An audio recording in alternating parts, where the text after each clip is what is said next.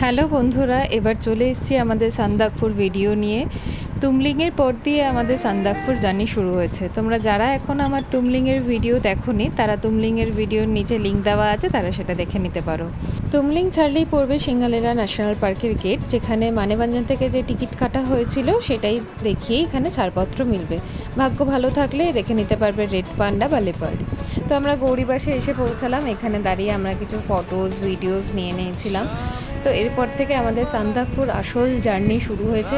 রাস্তা যে বিভৎস খারাপ সেটা তোমরা কিছুক্ষণ বাদে ভিডিওর কোয়ালিটি দেখলেই বুঝতে পারবে, যে ফোনটা ধরে রাখা যাচ্ছিল না, রাস্তার অবস্থা এরকমই ছিল।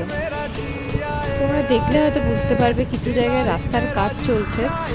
তো আমাদের খুব ইচ্ছা ছিল এবারে জার্নিটা আমরা ল্যান্ড রোভারে করবো। তো আমরা ল্যান্ড রোভার নিয়ে নিয়েছিলাম। তোমরা চাইলে ওখানে বুলেরো গাড়িও করতে পারো, ওটাতে একটু জার্কিংটা কম হয়। তো আমরা মেঘেদের মধ্যে দিয়ে এগিয়ে যাচ্ছিলাম সান্দাকফুর থেকে।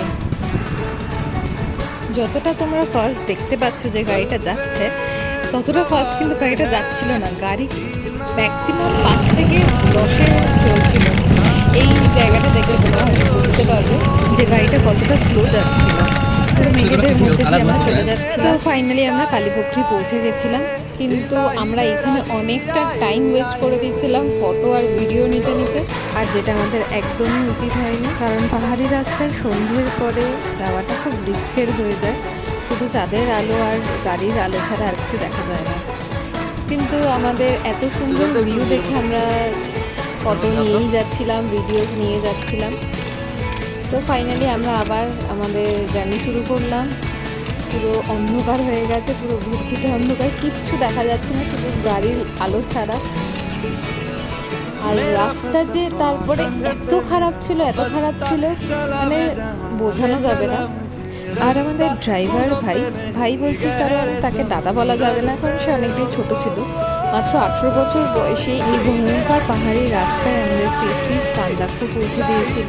থেকে রাস্তাও বলা যায় না, কারণ এরকম রাস্তায় তো আমি আগে কখনো যাইনি। গাড়ি যেতে যেতে ওই একটা যাওয়ার মতন একটা পথ হয়ে গেছে। তো তোমাদেরকে আমি এটাই বলবো, যদি সান্দাকফু যাওয়ার হয় তাহলে তোমরা ওখানে মানেভঞ্জন থেকে সকাল সকাল রওনা দিও। চেষ্টা করবে যাতে আলো থাকতে থাকতে তোমরা যাতে সান্দাকফু পৌঁছে যাও, কারণ এই অন্ধকার রাস্তায় সান্দাকফু পৌঁছানো খুবই রিস্কের একটা ব্যাপার হয়ে যায়। তো ফাইনালি আমরা পৌঁছে গেছিলাম সান্দাকফু। তো আমরা গিয়ে শেরপা চালেটে উঠেছিলাম, আর ইনি হলো গিয়ে আমাদের ড্রাইভার ভাই।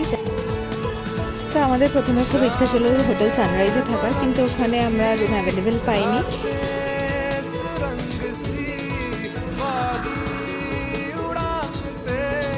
সান্দাকফুর ভিউটা এত সুন্দর লাগছিল ওখান থেকে। এই হলো গিয়ে আমাদের স্লিপিং বুথটা।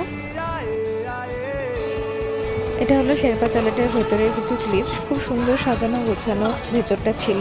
বুকিং নাম্বার নিচে দেওয়া থাকবে, আমি সানরাইজেরও বুকিং নাম্বার তোমাদেরকে শেয়ার করে দেব। তোমাদের যদি কারোর শ্বাসকষ্টের প্রবলেম থাকে তাহলে তোমরা অবশ্যই অক্সিজেন মাস্ক ক্যারি করো। তাছাড়াও চকলেটস, ড্রাই ফ্রুটস, কিছু শুকনো খাবার, জল ক্যারি করো তোমরা। ভিউ নিয়ে তোমাদের আলাদা করে কিছু নাই বললাম। এখানে কিন্তু বুকিংয়ের জন্য তোমাদেরকে হোয়াটসঅ্যাপে এনাদের সাথে যোগাযোগ করতে হবে, কারণ কলে কিন্তু এনাদেরকে পাওয়া যায় না। আমি ফেরার পথে কিছু ভিডিও নিয়েছিলাম, কারণ রাতে আমি রাস্তাটা দেখাতে পারিনি, রাস্তার কী অবস্থা। ফেরার পথে জার্নি যখন আমাদের শুরু হয়, রাস্তাটা পুরো মেঘের মধ্যে ঢেকেছিল, মনে হচ্ছিল মেঘের মাঝখান থেকে আমাদের রাস্তা চলে যাচ্ছে।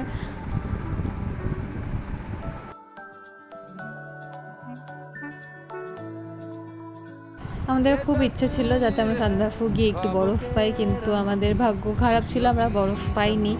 তো আমরা টাটা বাই বাই করে আমরা রওনা দিয়েছিলাম বাড়ির পথে।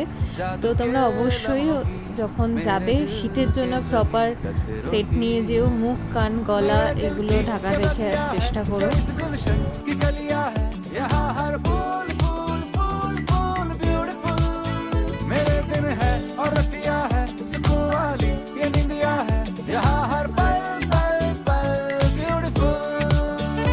ট্রেকিং করার খুব ইচ্ছে ছিল, কিন্তু প্রথমেই সাহস করে উঠতে পারিনি যে পারবো কি পারবো না।